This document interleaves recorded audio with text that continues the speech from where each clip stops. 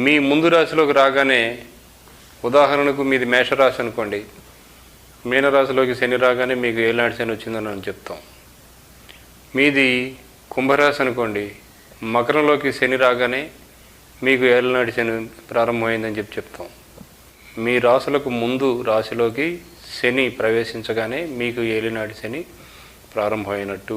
మీ ముందు రాశిలో 2.5 సంవత్సరాలు, మీ రాశిలో 2.5 సంవత్సరాలు, మీ తర్వాత రాశిలో 2.5 సంవత్సరాలు, మొత్తం 7.5 సంవత్సరాలు కలిపి ఏలినాటి శని అని అంటారు.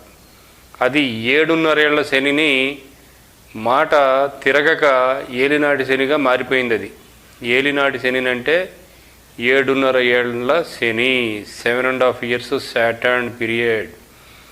దీన్ని గోచార దోషం అని అంటారు. గోచారం అంటే ట్రాన్సిట్ అంటే ప్రజెంట్లో ఆకాశంలో శనిదేవుడు ఉండేటువంటి